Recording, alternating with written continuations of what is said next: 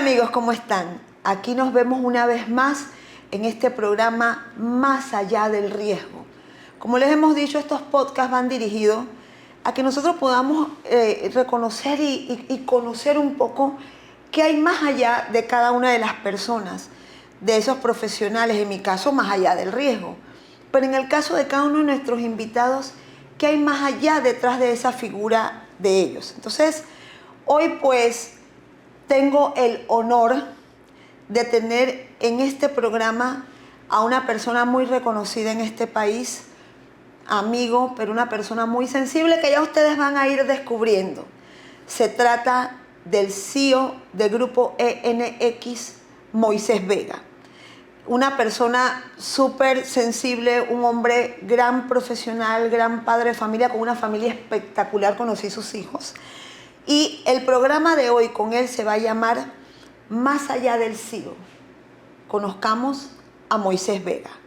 Bienvenido, Moisés, a Más allá del riesgo. Gracias, Ángela, por la oportunidad y gracias por poder compartir un poco más, como dice, de todo lo que Dios nos ha permitido servir, ¿no? En la sociedad local, en Chiriquí, Panamá y, bueno, alrededor del mundo, ¿no?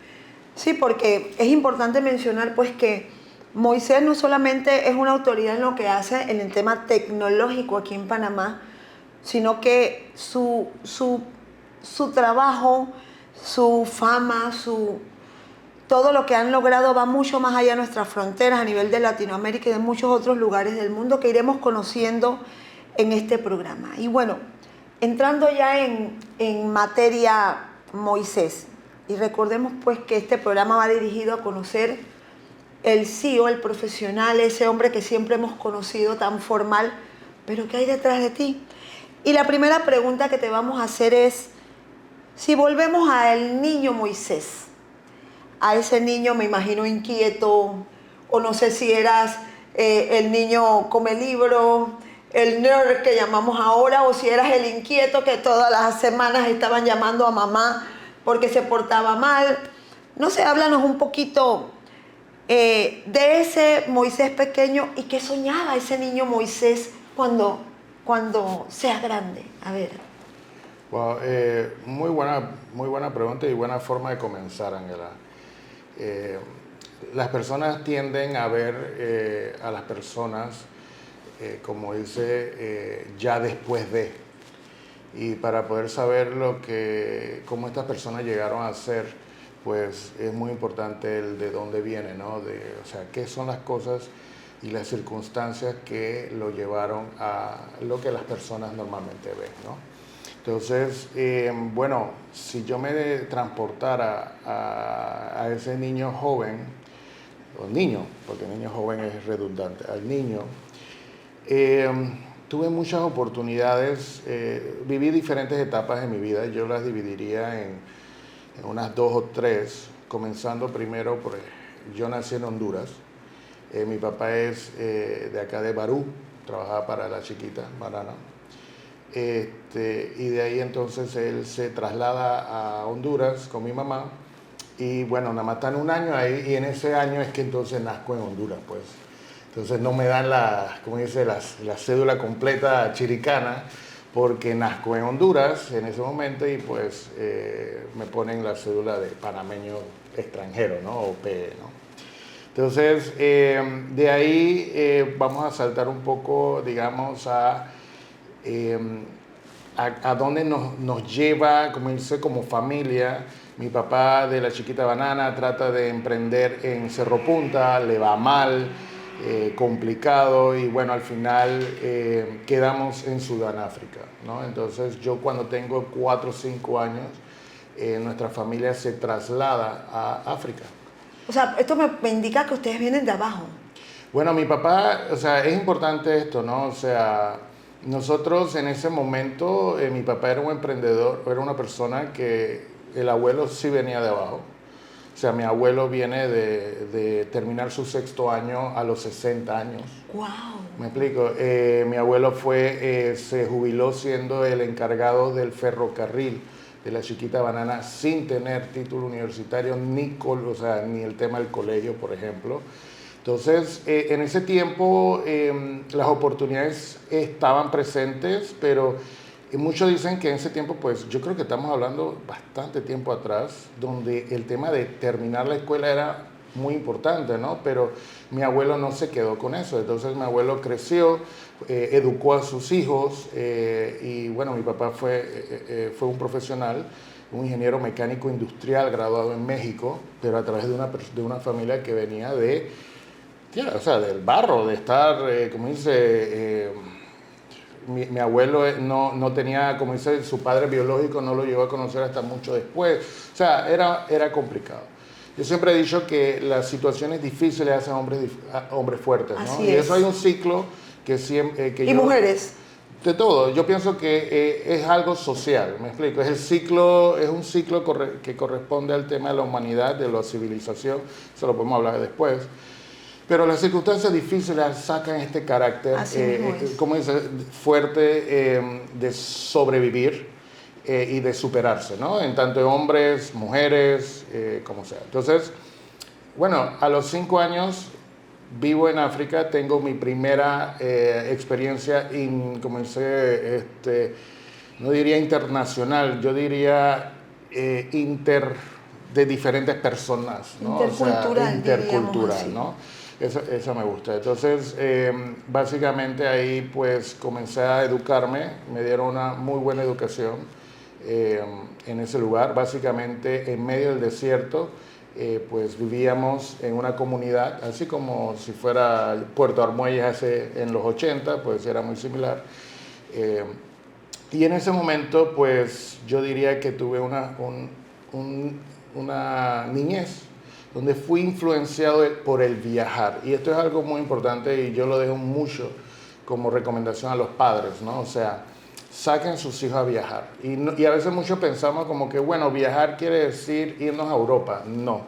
Viajar quiere decir ir al interior del país, correcto. ¿ok? Conocer las 9 provincias. Yo personalmente conozco casi todas las provincias menos el Darién, ¿no? Entonces, eso, ¿no? O sea, conocer tu país, conocer de dónde vienes, pero también después salir, hacer el esfuerzo a ir a Bogotá, que nos queda aquí cerquita, o a San José, ir poco a poco en esto, hacer el esfuerzo. A veces muchos dicen, no, es que estoy ahorrando para su educación universitaria. Le digo que posiblemente le da más impacto al niño viajar a otro lugar donde puede, como dice, sus ojos abrirse y ver que el mundo no es nada más donde vive. Eso es un impacto que te va a dar más retorno que una universidad. Entonces, es importante eso, ¿no? O sea, a veces muchos decimos, no, es que viajan los que tienen. No, yo realmente en ese tiempo no viajábamos porque viajábamos porque mi papá tenía un trabajo y teníamos que viajar. Sin embargo, hoy en día yo he llevado a mis hijos a viajar, pero no porque, no, yo he tenido que decir o la universidad o viajar, o esto o el otro, o en vez de ahorrar, invertimos en ellos, no sé si me explico.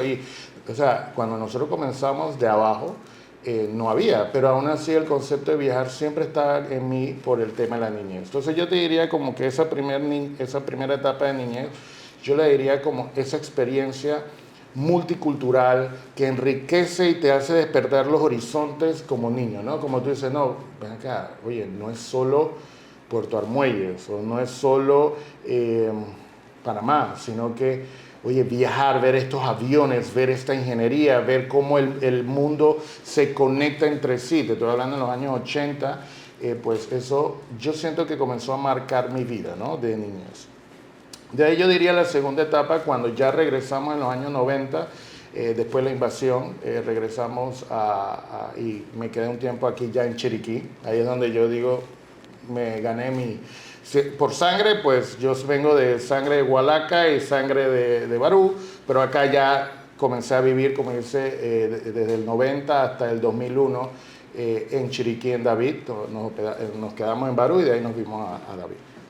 Lo digo mucho porque realmente algo que he notado es que Chiriquí tiene este orgullo personal de dónde venimos. Del regionalismo. Muchos lo decimos regionalismo, pero mira, viajando en el mundo, todo gran país tiene un lugar regional. Así ¿Me explico? es. O sea, Estados Unidos tiene su California, España tiene su Cataluña, Colombia tiene a Medellín, que se considera que es la capital, y no Bogotá, por ejemplo. Entonces siempre hay una región que te arraiga, como dice de alguna manera, ese orgullo. Yo diría como el orgullo, ¿no? De ver prosperar tu área, ¿no? Entonces eso le da identidad a las personas, ¿ok? Y eso para mí es muy importante. Bueno, la segunda etapa, yo diría que, como tú decías, era terrible, era bien portado, mal portado. Yo te diría que yo era una persona, que aquí es donde comienza a salir, como dice, ya la inclinación al tema de tecnología. Yo era una persona que desarmaba las cosas, ¿ok? Mi papá una vez, con mucho esfuerzo, me compró un carro de control remoto.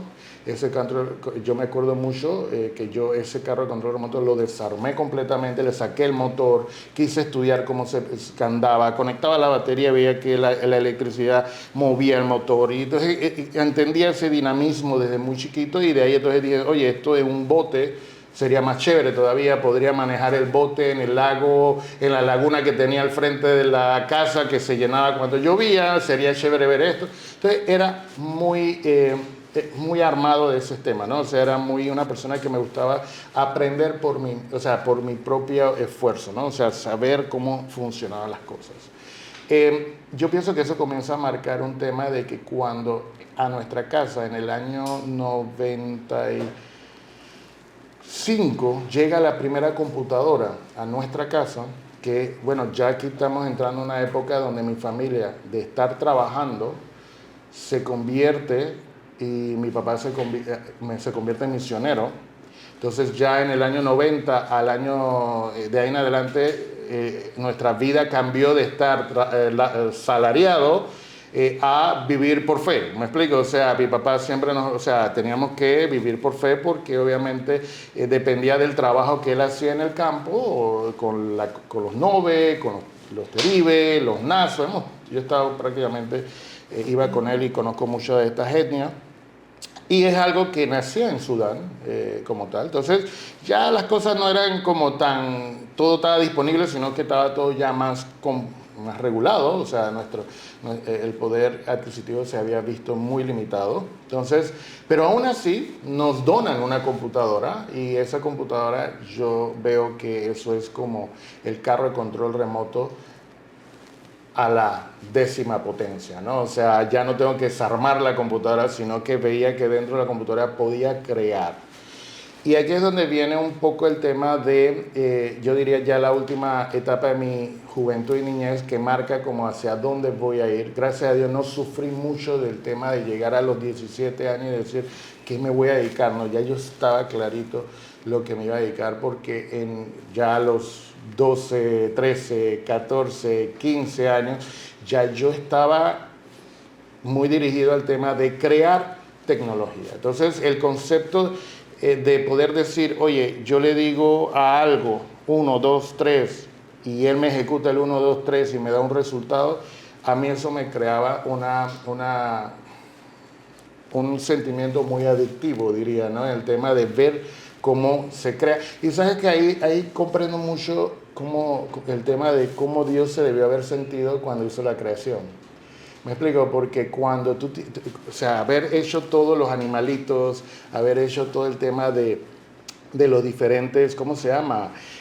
Criaturas, el árbol, las diferentes, te da un poco de entendimiento el tema de, wow, ¿por qué tantas cosas diferentes en este mundo? Porque la verdad crear es divertido, ¿ok? Entonces, para mí el crear tecnología o crear algo de la nada, o que no existía, algo que produce algo o que sirve para algo, es una sensación muy poderosa y que me ha impulsado todos los días, o sea, me impulsa todos los días.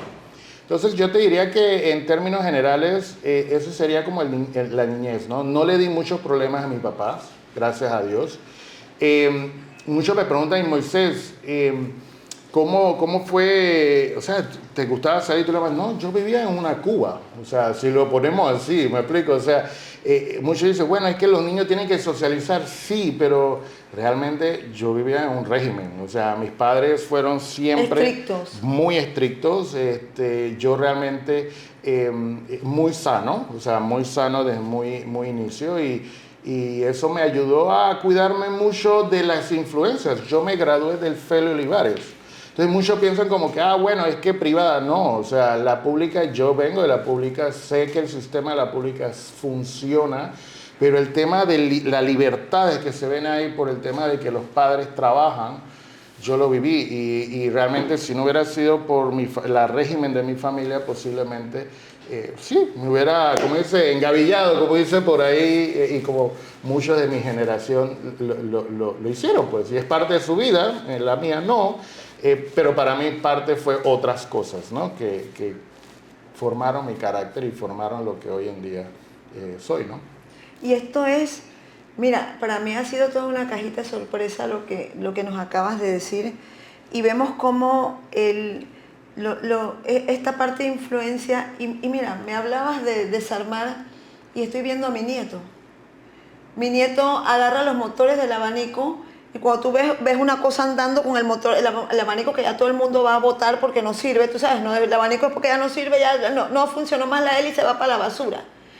Y este niño tiene 14 años y agarra el motor, lo desarma y cuando tú menos acuerdas hay una cosa andando por ahí, es él con el motorcito. Entonces, también pues lo dejo como una inquietud para esos padres que dejen que sus niños creen, tengan, porque ya ahora no es esa educación, es importante la educación formal, pero ahora hay tanta influencia, tanta tecnología, y vamos a hablar más adelante de todo este tema de la inteligencia artificial, que el que ahora no se monta en el carrito de la inteligencia artificial está muerto.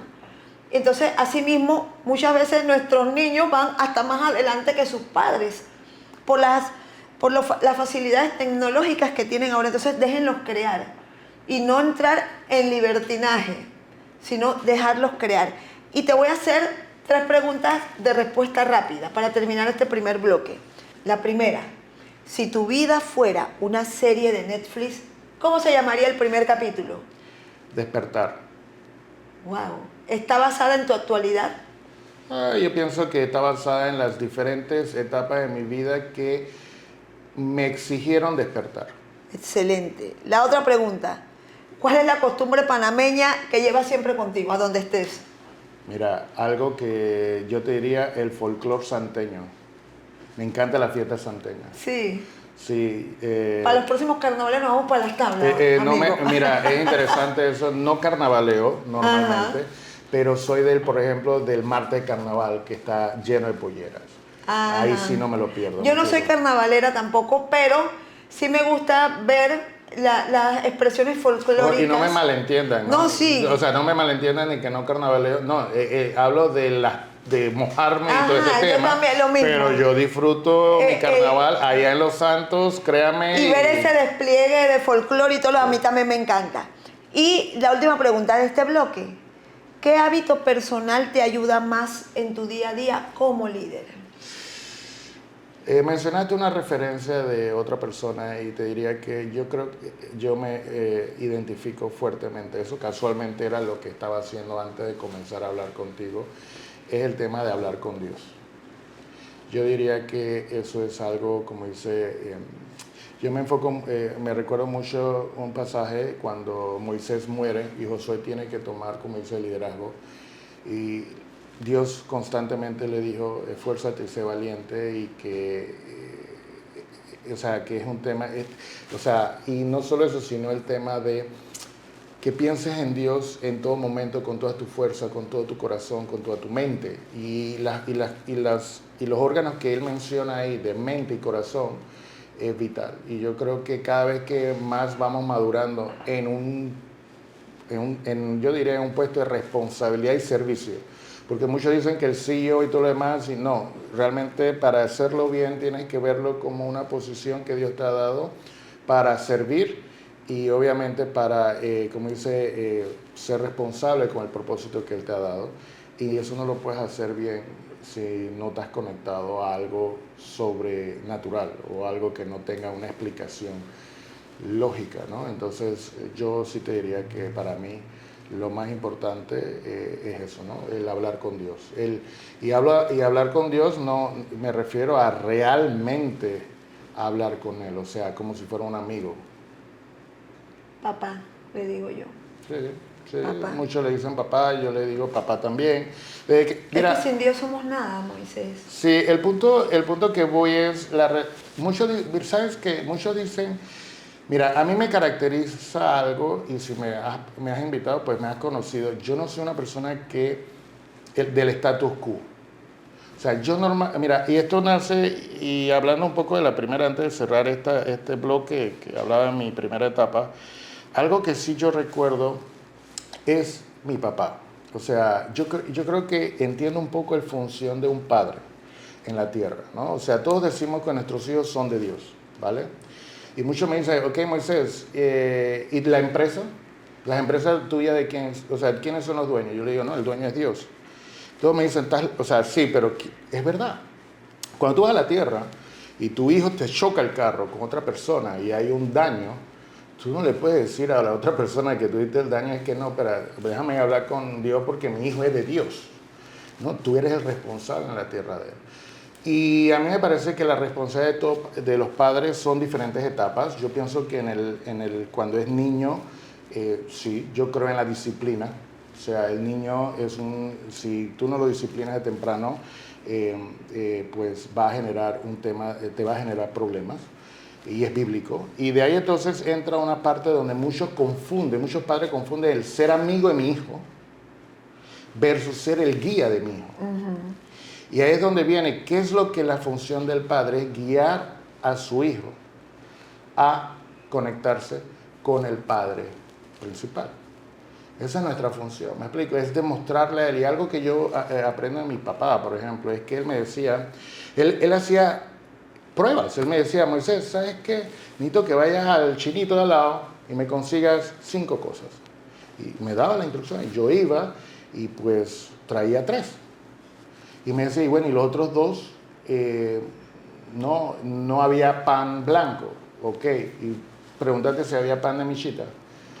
No, vuelve.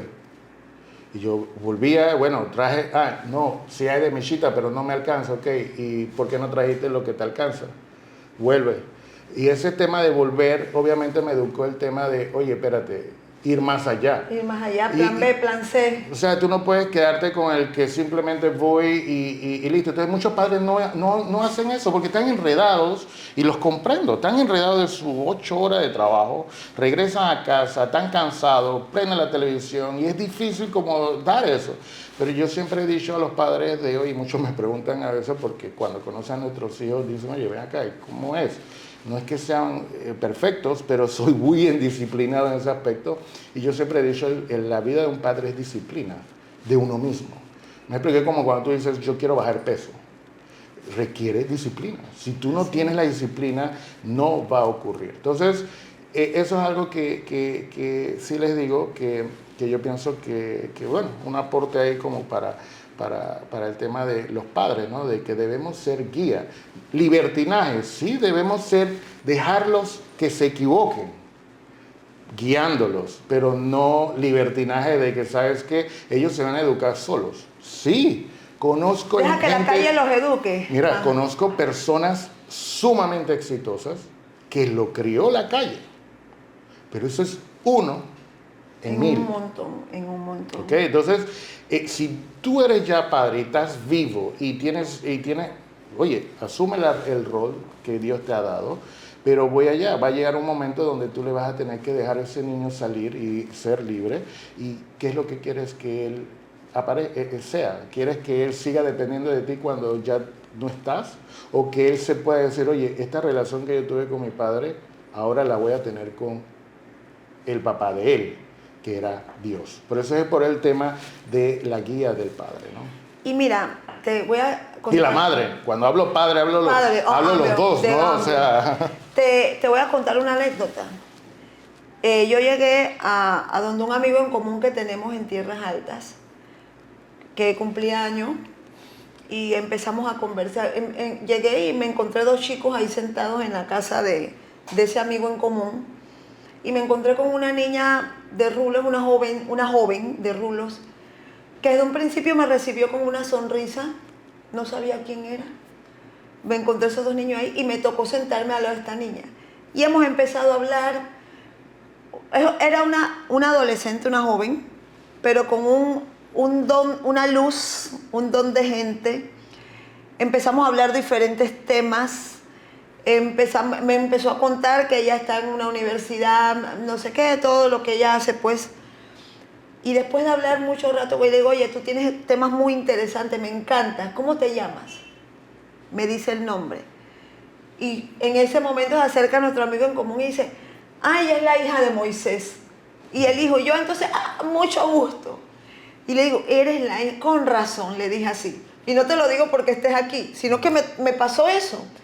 Y cuando todo lo que hablas ha quedado resumido al día que conocí a esa chica hermosa de rulitos y que resultó ser tu hija. Que a pesar de tener muchas comodidades, es un ser muy humilde y lleno de luz. Y tengo que felicitarte por eso. Gloria a Dios por eso. Y la verdad que ha sido un esfuerzo fuerte de parte de mi esposa, la mamá y mi persona, y de todo el círculo familiar que gracias a Dios nos ha permitido tener. Y creo que aquí es donde viene el tema muy importante, y es que muchos me preguntan, Moisés, y bueno, ellos tienen muchas bendiciones, es verdad, pero yo les digo a ellos, entre más tienes, más responsabilidad, más se te va a pedir. Me explico, Dios te da todas estas bendiciones, pero para como dice, que tú puedas probar, y puedes fallar, lo importante es levantarse, ¿no? Pero puedas probar a que tú eres una persona, como dice, digna de esos privilegios y de esos beneficios. Y eso es algo que yo... Y tomar en cuenta que así como los alcanzas, va a llegar momentos en que, así como en la Biblia de muchas maneras está evidenciado, y pues el ejemplo más común que siempre se habla es la historia de José, cuando se hablaba de las vacas gordas y las vacas flacas. Saber también que así como hay vacas gordas, pueden haber vacas flacas, y que hay que estar preparado y prepararse en las vacas gordas para cuando vengan esas vacas flacas. Entonces esa parte también es importante inculcársela a los hijos. Y de aquí vamos entonces ya en este bloque 2. ¿Qué fue lo más inesperado que te pasó en los primeros años de Grupo NX o de estar emprendiendo? Porque entendamos que Grupo NX es una empresa de él y su esposa. Tu esposa ha sido tu brazo derecho, izquierdo, una gran persona también. Miren, ir a las oficinas de Moisés es como llegar a un pequeño Google aquí en Panamá, me encanta. Y así mismo se sienten sus colaboradores. Pero, ¿qué fue lo más inesperado que te pasó en esos primeros años? Mira, y voy a hacer como un paréntesis de mi esposa, porque mi esposa es una persona que ha estado bastante en la sombra durante estos 20 años, y como dice, gracias a Dios, ya este año se ha animado a compartir su testimonio, y ella en las redes sociales del grupo está, como dice, hay una serie que trabajamos juntos en familia, donde, como dice, grabamos la historia de ella y todo el tema de emprender, NX y todo lo demás, pero bajo su propio punto de vista, y lo invito a que lo vean, ¿no? Está súper poderoso y estamos muy encantados con eso. Yo te diría que, mira, muchos me preguntan, Moisés, ¿y has fracasado? Yo he fracasado o has tenido bumps en el camino, ¿no? O ¿cómo le llamamos? Situaciones por resolver. A mí me educaron muy chiquito de que los problemas se le llaman situaciones por resolver, oportunidades, ¿no? De mejora. Todo le pone un nombre diferente, pero problemas, ¿ok? Entonces, sí, yo diría que hubo una que marcó mucho lo que iba a ser los siguientes décadas en el grupo, ¿ok?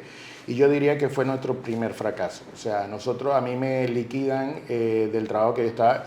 Muchos me preguntan, Moisés, ¿tú querías emprender?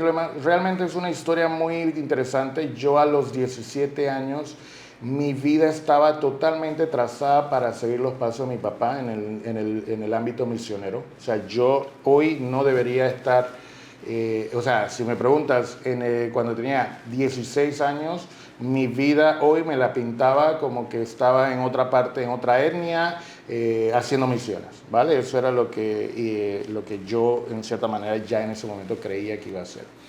Pero a los 17 años yo tuve un encuentro con Dios y realmente sentí el propósito de Dios para mi vida, ¿no? O sea que, oye, no vas a ser misionero. Te he permitido conocer todo este tipo de trabajo para que conozcas las necesidades que tiene mi pueblo. Entonces ahora necesito que vayas a generar recursos. Ese cambio, yo, bueno, chévere, pero entonces de ahí me enredé otra vez, estaba joven, ¿no? 18, 19, seguí en el mismo modus operandi. Mi papá me decía, tú estás loco, eso no es, o sea, eso no está alineado a lo que todo padre quiere para sus hijos, de seguir, y más un padre que tenía muy claro su puesto de padre como cabeza de hogar, así que él esperaba que yo siguiera su paso. Así que comencé a trabajar en el año 2001, me fui a Panamá, comencé acá, pero de ahí vi que David no tenía los ambientes necesarios para yo poder crecer en el ámbito tecnológico, y de ahí entonces decidí viajar a Panamá. Eso tuvo una historia interesante allá, pero en ese momento comencé a trabajar y me encantaba. Las personas me preguntan, Moisés, a mí me encantaba ser un colaborador. No estar estresado por la quincena, a mí me llevaba la quincena. No estar preocupado de que que todos los problemas que hay que la gente no ve cuando tú emprendes una empresa. Es correcto. ¿Me explico? Entonces, yo te voy a ser sincero, yo era un colaborador y para darte un poquito de lo que me encantaba, era que comencé trabajando en el puesto más bajo de la parte tecnológica de Sinfonet, que era el proveedor de internet de Panamá en ese momento, y llegué a trabajar para la multinacional a nivel de director de desarrollo de nuevos productos a los 22 años de edad. Wow. O sea, en un año escalé, porque realmente yo sí, me quedaba hasta tarde. Todo lo que el panameño no significa, ¿me explico? O sea, todo lo opuesto al tema de que no, yo trabajo 8 horas, ¿no? A mí me encantaba lo que hacía, y por eso es muy cierto el dicho que dice, el día que tú trabajas en lo que te gusta, ese día dejas de trabajar. De hecho, la verdad, yo estaba fascinado, ¿no? Entonces, la gente le gustaba, yo era una esponja. Entonces, los jefes míos, oye, este Michael, y comencé a escalar, y muchos decían, no, escalar te queman. Yo, dale, que yo puedo, ¿no? Entonces, me ayudó. Pero ¿qué pasó? Vino el .com, la caída del .com del año 2000, eso demoró casi 3, 4 años en llegar a Latinoamérica. Y esos impactos, pues la empresa dijo, oye, te tengo que liquidar, ¿no? Yo triste y todo lo demás, por otro lado estaba feliz, porque oye, ¿sabes qué? Mi oportunidad para abrir el Conix. Me acordé del llamado cuando tenía 17 años, oye, es mi oportunidad para abrir la primera empresa. Ahí fundamos el Conix. Me liquidaron el 31 de mayo, el 11 de junio habíamos creado la empresa, el Conix, mi esposa y yo, que todavía estábamos comprometidos, nos casábamos en diciembre. ¿Qué ocurre? Yo comienzo a vivir, dije, oye, el Conix es el nuevo Google, yo creo en esto y todo lo demás, así que yo no hay que trabajar mucho, ¿sabes qué? Yo venía con el sentido del colaborador, que 8 horas laborales, todo chévere. Bueno, la cosa es que, adivina qué, en octubre ya se me había acabado la liquidación. Y y mi esposa viene y me toca, oye, ven acá, Moisés, tú me dices que nos vamos a casar en noviembre. Yo no veo fondos, yo no veo qué pasa, la liquidación. ¿Por qué? Porque muchos piensan, oye, voy a emprender y me liquidaron, pero ¿y las deudas? O sea, yo tenía que seguir pagando las deudas, así que eso nada más me duró hasta octubre. En octubre yo le pido al Señor, le digo, Señor, espérate, tú me dijiste esto cuando tenía 17 años y ahora ya estoy en crisis, ya no, tengo una cantidad de clientes que no me cierran, ¿qué hago? Dios, tengo que casarme en noviembre, mi esposa me está pidiendo, y por eso es bueno, le digo a los la mujer es clave para el hombre. Es correcto. O sea, que sume, que no reste. ¿Okay? Entonces, mi esposa era una persona que estaba claro con mira óptica hacia dónde iba, que era el todo. Entonces ella me decía acá, en noviembre nos vamos a casar, no tenemos los recursos y estás aquí hablando de la nube de los clientes y no caen. Aterriza. ¿Qué es lo que es? ¿Qué es lo que te dice Dios? Y eso es una palabra que ella todavía hoy en día dice y me crea mucho, obviamente, estar claro, que no es nuestro propio pensamiento, sino Dios en nosotros. Entonces, explico. Entonces, ¿qué hice? Padre, Padre Celestial, aquí hay dos opciones. O me consigues uno de estos clientes que cierre, o me traes un trabajo. O sea, yo esto no puedo, o sea, yo ya preparé toda la tierra, pero yo no puedo hacer que llueva. Esto ya es algo divino, yo no puedo, o sea, adivina qué. Esto lo hice el 20 de octubre. El 27 de octubre recibo una llamada. Aló, hola Moisés, ¿cómo estás? Yo conocí a esa persona y estaba en un puesto alto en una empresa en tecnología en Panamá. Hola, ¿cómo estás? Bien, Moisés, estoy aquí yo en mi mente, gloria a Dios, viene el cliente, viene el cliente, viene el cliente. Y me dice, Moisés, quería avisarte que acabo de renunciar al puesto que estoy y acabo de hablar con los dueños y les dije que la única persona en Panamá que puede hacer este puesto eres tú. Puedes arrancar el 1 de noviembre. Yo dije, no era por aquí donde yo pensaba que iba la cosa. Ok, sí, puedo arrancar el 1 de noviembre. ¿Qué necesitas? Vente para una entrevista mañana. Listo. Fui a la entrevista, el judío me entrevistó. Me dijo, Moisés, ¿estás contratado? Yo le digo, ok, pero quiero que estés claro en algo. Yo tengo un espíritu, porque ya tenía mi propósito. Claro. ¿Sabes qué? Quiero ser muy claro. Me encanta trabajar. Yo voy a hacer todo para que esta empresa, mis funciones, se haga impecable. Pero va a poder venir un día donde te voy a tocar la puerta y te voy a decir que me tengo que ir. Me dijo Moisés, cuando eso ocurra, lo hablamos. Yo, perfecto. Arranqué el 1 de noviembre y me casé el 27 de noviembre. Entonces, eso yo te diría que marcó mi vida fuertemente. Uno, confiar en Dios y que normalmente no va a salir por donde tú crees. Y dos, yo te diría de no ponerme en una situación igual en el futuro. ¿Me explico? O sea, el tema de tener que estar así. ¿Me explico? Eso me marcó. Entonces, de ahí en adelante, te puedo decir que Dios nos ha bendecido en el aspecto de que la quincena siempre llega o a tiempo o antes. O sea, que las finanzas se manejen impecablemente. Entonces, ahí yo entendí el valor de que no solo es crear la tecnología y tener la tecnología, sino también el brazo que Delia viene y suma a nuestra organización, que es el tema financiero. Ser responsable con lo que Dios te ha dado, administrarlo bien. Yo le llamo eso mayordomía, ¿me explico? Entonces, el administrar bien los recursos que tienes, ¿por qué? Porque tienes personas que dependen de ti, a la cual tú les sirves. Muchos piensan que este puesto es de poder y todo lo demás, pero no, realmente tú estás al servicio de las personas que creen en ti. Es correcto. ¿Me explico? Entonces, es más, las revoluciones más grandes a nivel mundial es cuando los que están arriba pierden el sentido de servicio que tienen a los que dependen de ellos. Revolución Francesa, por ejemplo, la Revolución Industrial, ¿me explico? Entonces, la mayoría es eso, o sea, las personas, es como cuando yo trabajaba, yo creía en mi jefe. Y realmente decía, ¿sabes qué? Yo confío que yo hago un papel muy importante, pero yo confío en que él está velando por nosotros.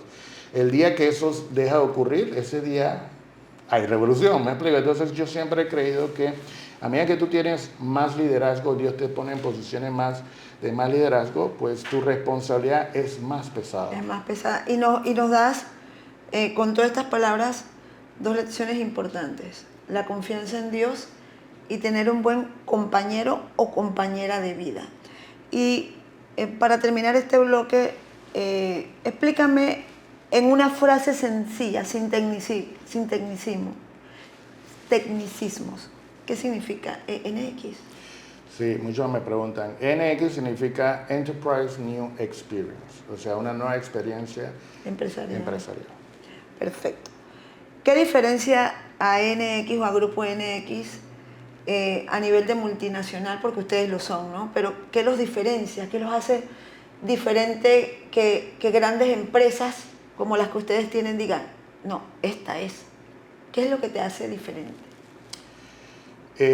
Me traduzco a una vez que tuve un cliente de una empresa más grande que nosotros y me dijo, Moisés, estoy haciendo negocio contigo porque tenemos buena química. Yo pienso que, muchos me preguntan, Moisés, ¿y cuál es tu visión de empresa? O sea, ¿a qué tipo de cliente quieres? ¿Hasta dónde es suficiente? Yo le digo la verdad, es que yo estoy enfocado en empresas que hagamos química.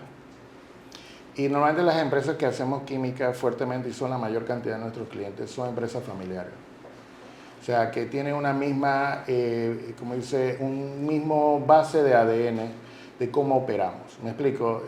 Cuando tú, o sea, si tú me preguntas cuál es la diferencia fuerte de NX, es que somos una familia. Es correcto. ¿Me explico? Entonces, una de las cosas que a medida que vas creciendo, uno dirá, uy, eso es difícil de mantener y hay que meter gobierno corporativo. Yo he probado de todo eso y te diría que no necesariamente. Yo conozco empresas, es más, las empresas, la gente no lo sabe, pero las empresas más influyentes del mundo son familiares y ya van por dinastía. Dinastía se considera cuando tu quinta generación ya está administrando la empresa. Y yo bogo para eso, ¿me explico? Lo que me impulsa, por ejemplo, a levantarme todos los días, a seguir yendo a otros países y no quedarme conforme en lo que estamos ahorita, es de que nosotros sentimos que estamos construyendo no solo para nuestra familia Círculo Cero, sino también para nuestra familia NX. ¿Me explico? Yo veo a hijos, nietos y colaboradores nuestros trabajando con nosotros. ¿Me explico? Entonces, cuando tú lo ves de esa manera trascendental, yo diría, ya el tema de diferenciación, las otras empresas comienzan a ver eso en ti. ¿Me explico? Y comienzan a decir, yo necesito, o sea, sabes que tiene el mismo problema que nosotros. ¿Cuál es? ¿Cómo yo trasciendo mi negocio a otras generaciones? ¿Me explico? Entonces, oye, yo tengo que casarme o tengo que unirme a una empresa que también tiene el mismo enfoque. O sea, que no está para el que hay para allá, sino cómo construimos para el mañana. ¿Me explico? Entonces, eso es... Sostenibilidad. Eso es, bueno, sí. Lo que siempre hablamos. Cuando hablamos de sostenibilidad, vamos a hablar de sostenibilidad ambiental, cuidar nuestro planeta para las futuras generaciones. Pero cuando hablamos de sostenibilidad empresarial es eso. Es lo mismo que Mundo Seguro Panamá. Sí, porque si te comes el planeta hoy, ¿qué le queda para el otro, ¿no? O sea, tienes planeta para hoy, pero ¿qué pasa con tus nietos, bisnietos, etcétera? Y es en la misma figura en Mundo Seguro Panamá. Creo que por eso nos llevamos tan bien, porque tú también lo sabes, mi empresa es una empresa de familia. Claro, tenemos consultores externos y todo, pero mi primera ellos son fila, parte de tu familia. Es correcto. Es tu familia empresarial. Es correcto. Y mi motor, igual que tú, mi motor diario es saber... Hoy me desperté, está bien, mis hijas están bien, mis nietos están bien, o sea, ese es mi motor. Tengo que seguir, le tengo que dejar este legado a mi familia. O sea, ese es el motor y creo mucho en esto que me estás diciendo. Y vamos con una pregunta dirigida a la audiencia. ¿Qué opinas de las empresas familiares? Dinos, escríbenos ahí en este capítulo. Y lo otro es, ¿qué opinas de tener ese buen o buena compañero o compañera de vida? Con esto cerramos este bloque y entramos ya en el último bloque. Ya preguntas más dinámicas. Vale. Acá me gusta siempre sacar de su zona de confort a mis invitados. Dos cosas que quiero rescatar. Una, cuando hablabas de disciplina, ponías el ejemplo, bajar de peso. Mucha gente, y lo hemos visto en los podcasts anteriores, del cambio físico que yo he tenido de 300 y pico libras a 160 libras que peso ahora. La gente piensa que con un mini bypass gástrico ya se resolvió el asunto. No, la operación es un inicio, pero esa operación lleva todo un proceso de disciplina que va desde cambiar totalmente tu mente, tus hábitos alimenticios, el suplementarte bien, el hacer ejercicio. O sea, es una serie de pasos y de procesos disciplinarios que si no lo haces, ahí es donde vemos gente que regana peso o se enferma o entran en anemia, porque todo es disciplina, eso por un lado. El otro, el de los viajes. Yo viajé de muy pequeña y por bregar pues en la vida no pude volver a viajar hasta el año 2021. Y decías algo muy, o sea, algo tan atinado. Cuando yo me veía en España, en Cáceres, en los grandes palacios estos donde estuvieron los reyes, tú te dices, oh por Dios, estoy en el mismo lugar donde hace siglos estuvieron los reyes, donde viendo las copas en las que tomaban el vino, empiezas a ver la estatua de Trujillo, empiezas a ver pues, y tú dices, Dios, oh por Dios, como dicen mis nietos. Entonces, o pasas por alguna callecita, me pasó que estuvimos en una callecita de Francia que nos salieron ratas, por cierto, lo siento, pero nos pasó. Y un día viendo una película, veo el mismo restaurante asiático al que habíamos hablado, y yo le decía a mis hijas, miren, en esa calle yo estuve comiendo comida asiática. Entonces, igual cuando fuimos a Cartagena, si ves esta película Proyecto Géminis de Will Smith, cuando ves donde la imagen donde él sale en una moto con el hijo que están correteándose no sé qué en Cartagena, tú dices, oye, yo me tomo una foto al lado de esa bandera en Cartagena. Entonces, fuera de esta parte, ampliar esa historia que tú viste en la escuela, donde te hablaban de la Edad Media, donde te hablaban de los reyes, de la María Antonieta que le cortaron la cabeza, que el otro, y tú sentir que tú estás en la historia.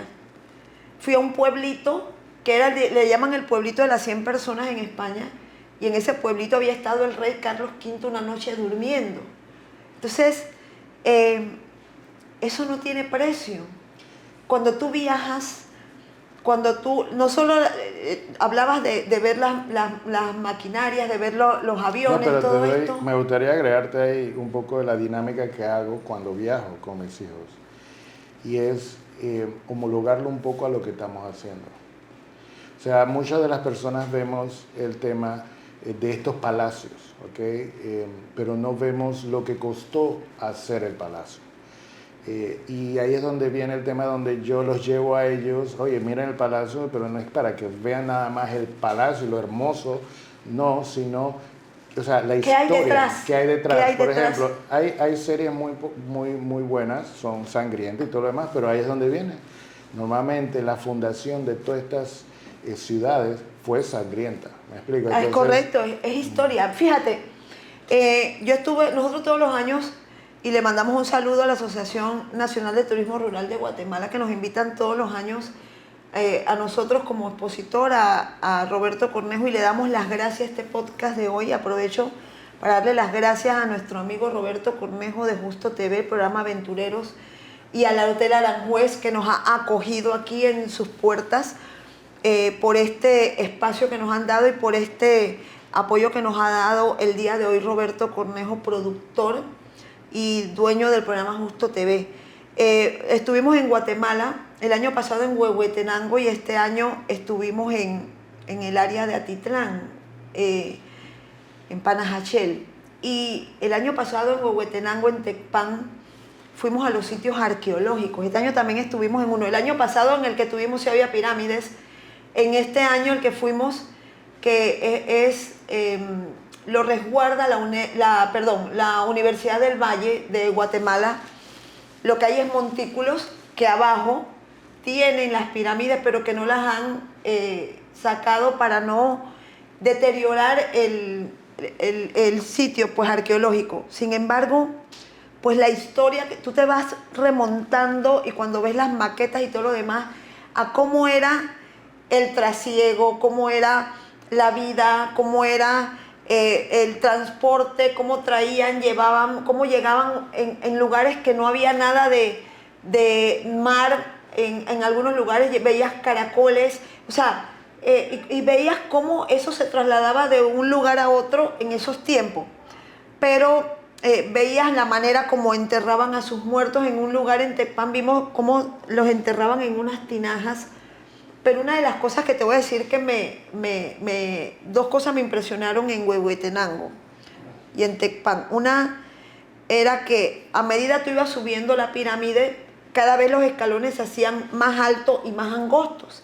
Y cuando yo empecé a subirlo, yo decía, bueno, ¿será que los pies de ellos eran pequeñitos? Y nos explicaba el guía que es que estaba hecho de esa forma para que a medida tú ibas elevándote o subiendo y llegabas a la figura de poder, en ese caso el rey o el sacerdote, tu cuerpo se obligara a ir inclinado y que tú prácticamente llegaras de rodillas ante esa figura que era lo que representaba la autoridad en eso.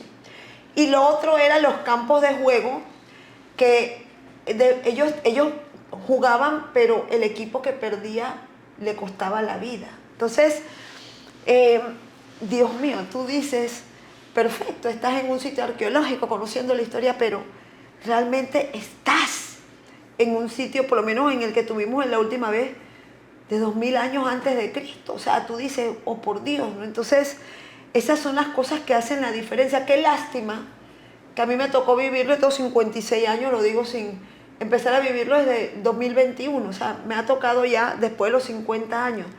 Pero yo no quiero que eso pase con mis hijas. No quiero que pase con mis nietos. Ya les dije, el otro año vamos a empezar, como dices tú, aunque sea Bogotá, con mis nietos. Y ya de allí vamos para adelante. Vamos buscando un destino todos los años, tratar, o por lo menos un año sí, un año no, buscar un destino. Así Y no es. solo para pasear, como dices tú, para ampliar ese abanico de posibilidades, de imaginación, de experiencias y de historia. Vamos con el último bloque. A conocer ya la parte divertida de Moisés Vega. ¿Café o té? Café, ¿PlayStation o Netflix? PlayStation. El gadget más raro que has comprado. ¿Qué es lo más raro que has comprado? Buena esa. Ok, ahí, pero más que todo lo compro por tradición familiar. Es una pulsera de cabello de elefante. Wow, ¿y dónde compras eso? Eh, ya hoy en día lo puedes conseguir en Amazon, pero el primero lo compré en Egipto. Mi papá me lo Wow. compró y eso me marcó. Bueno, espero algún día que vayas a Egipto, lo mandes a buscar, te acuerdes de traerle a tu amiga una pulsera de cabello de elefante para ver. Sí, son muy bonitas. Sí, ¿verdad? Son muy bonitas y es tan gruesa que uno no se Pero no pone- daña, no le hace nada al obviamente, elefantito ni no. nada, ¿no? Porque también hay que No es aclarar como que eso. si nos afeitáramos y Ajá. usaran Hay que aclarar eso porque no vayan a No decir es ahora que marfil, no es no es eso, marfil sí, ni no. tal, por Dios, Sí. ¿no? Si fueras un emoji, ¿cuál serías? Mira que no soy mucho de emoji, pero el emoji que uso más es el de El de la... Es verdad, Thumbs up. es verdad, me consta. Bien, ¿qué prefieres? ¿Un día sin celular o un día sin internet? Un día sin celular. Ajá, prefieres el internet. Sí. Bien. Y por último, si tuvieras un superpoder, ¿cuál sería? Si fueras un superhéroe, ¿cuál serías? Ok. Si no existe, no importa, puedes no, inventarlo. me gustan los superhéroes. A mí me gusta Iron Man, Ajá, Batman. Son mismos sinónimos como un ser humano a través de la tecnología puede amplificar sus habilidades y ahí yo diría al servicio de los demás, al servicio del vulnerable. perfecto. Hemos conocido hoy este hombre, este ser humano, este padre con fuertes raíces, tanto paternales como maternales, porque es importante que volver a recalcar que la figura de padre, como la menciona Moisés, es refiriéndose a esa labor que tenemos padre y madre.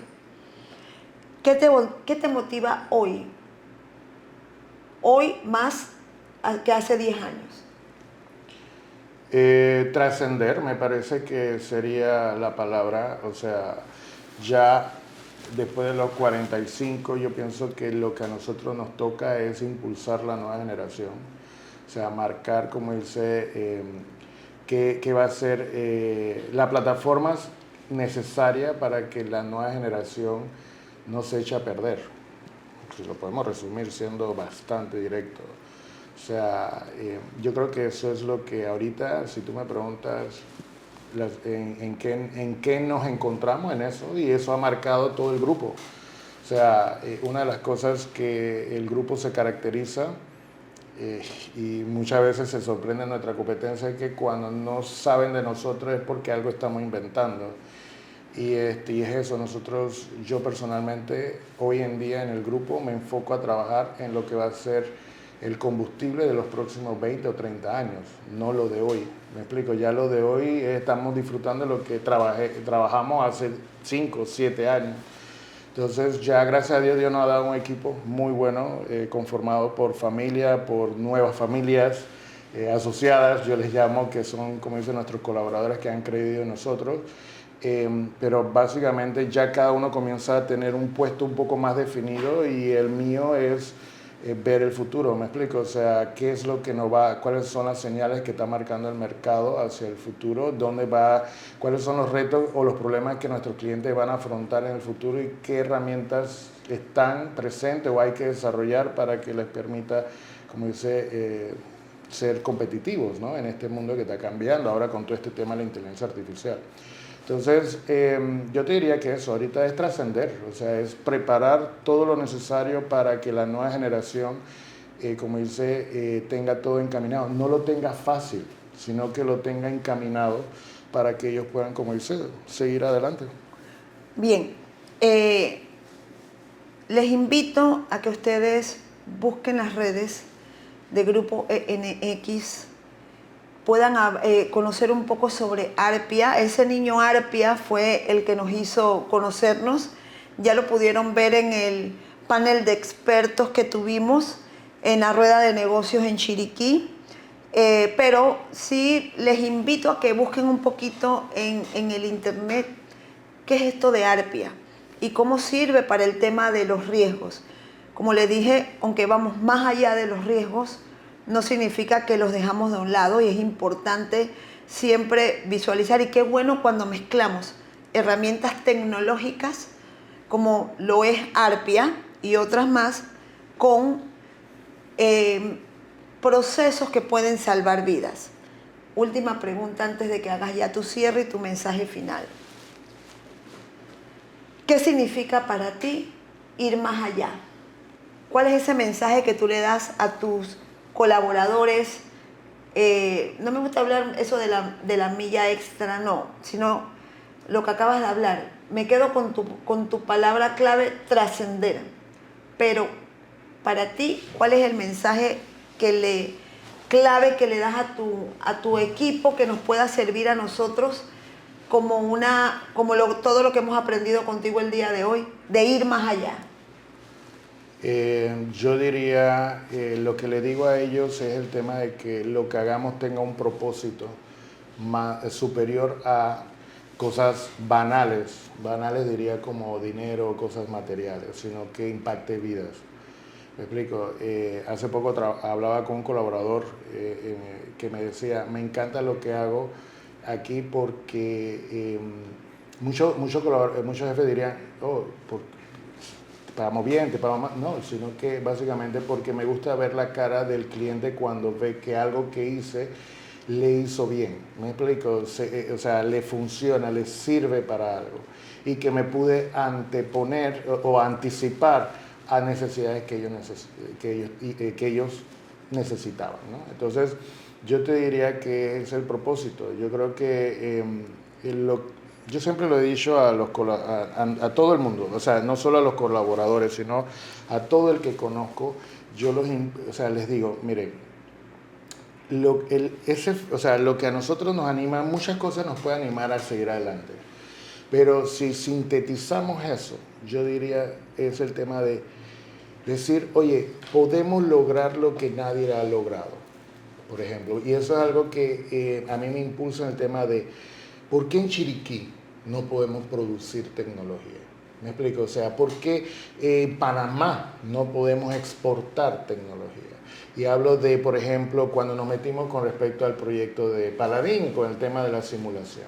O sea, que ser parte de algo que beneficia al mundo, no solo por el canal, o por lo que ya somos como un centro logístico, centro financiero, todo lo que ya sabemos de Panamá, que mucho viene importado, ¿okay? Entonces, ahí es donde yo pienso que a Panamá la tecnología nos da la habilidad de que no tenemos que tener grandes fábricas contaminando el ambiente para poder producir productos para exportar, sino que podemos exportar nuestro ingenio. ¿Me explico? Y ahí es donde yo siento que yo cuando veo a estos muchachos, por ejemplo, en diferentes pueblos como tal, yo veo ahora con la inteligencia artificial una oportunidad poderosa de poder de impulsar este tipo de sociedades para competir, para preparar a Panamá para los próximos 100 años. Me explico, y eso es algo que durante que he estado viajando y hemos estado muy, como dice, fomentando, yo diría, en la sociedad, tanto en Panamá como afuera, es el tema de que nosotros tenemos que llegar a un punto de soberanía tecnológica. ¿Qué quiere decir? O sea, hoy en día Panamá depende.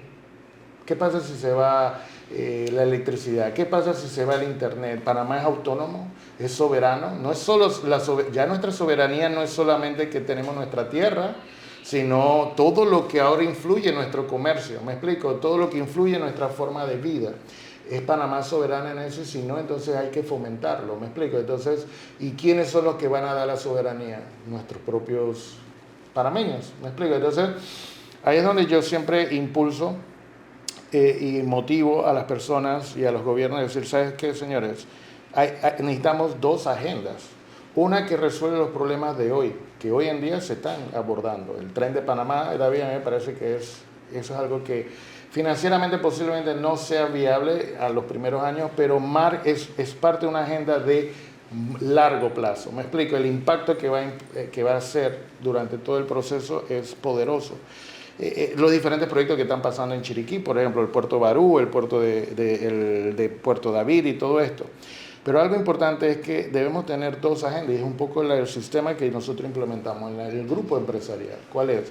Abordar los problemas de hoy, importante, pero tiene que haber un grupo, una agenda independiente velando por los proyectos que hoy en día no son factibles, pero pueden ser, como dice, la ventaja competitiva nuestra en los próximos 5, 10, 30 años. ¿Me explico? Entonces, eso es importante.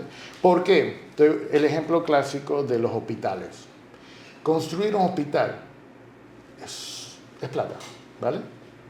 Pero ¿qué es lo que no puedes construir en el hospital rápido? Un hospital, ¿cuánto puede demorar construir? Quitemos los ejemplos en Panamá. Hablemos de un hospital rápido. En el caso de COVID creo que demoraron, 5 años para habilitar la ciudad hospitalaria. ¿Cuál es el mayor problema de los hospitales hoy en día? Y que no se puede resolver con plata o ya. Personal. Porque el personal involucra educación, involucra un estudio de mínimo 15 años, 20 para especialidades. Entonces, ahí es donde viene el tema. El problema no es solo infraestructura. Tenemos que trabajar desde ya en los profesionales que van a graduarse en las próximas generaciones, que son los que se van a convertir en el pilar operativo de toda la infraestructura que estamos montando. No sé si me estoy explicando. ¿Cómo no? Entonces, ese es el punto donde hay problemas que no se resuelven con plata o simplemente ya lo resolvimos y es un proyecto de un año y lo resolvemos. No, hay cosas que toman mucho tiempo porque tiene que ver con el ser humano en su preparación, capacitarlo. Eso hay que hacerlo desde ya. Entonces, si no lo hacemos desde ya y estamos haciendo infraestructuras, vamos a tener que en unos 5 años, 7 años, hospitales vacíos, escuelas vacías, cosas como esas, ¿me explico? O que no tenemos equipamiento. ¿Cuántos hospitales no hay equipados aquí en Panamá? Pero no hay profesionales que lo administran. Así es. Entonces, eso es importante que tanto en la empresa, te estoy dando un tip de lo que nosotros hacemos dentro de la organización, y es eso. Equipos trabajando, cada uno bien claros. Yo estoy resolviendo los problemas operativos de hoy, perfecto, tenemos nuestro equipo para eso. Pero ¿quién está pensando en el mañana? ¿Quién está pensando en los problemas que hoy no dan la rentabilidad? Tenemos que perder para ganar. No sé si me estoy explicando. Entonces, claro. Todo es eso. Esa es la dinámica. Bueno, señores, hoy hemos tenido un cúmulo de experiencias, de saberes, un CEO de una empresa que va más allá de los algoritmos y de la tecnología, que es Grupo ENX, y que su visión es integral, tanto personal como espiritual, como familiar.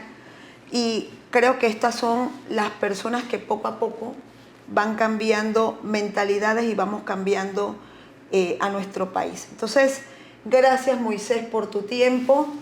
Gracias por habernos acompañado también en ese panel de expertos. Y bueno, espero que no sea la primera ni la última vez que nos veamos en este podcast y sé que vamos a hacer grandes cosas juntos. Dios te bendiga y gracias por haber venido a mi programa. Gracias, Ángela, por la invitación, gracias por este tiempo y por darnos la oportunidad de poder compartir, como dice, esas enseñanzas que la vida y Dios nos ha permitido tener, ¿no? Con tus televidentes y toda tu audiencia. Que Dios me los bendiga y ya saben, nos vemos en el próximo capítulo de Más Allá del Riesgo. Gracias.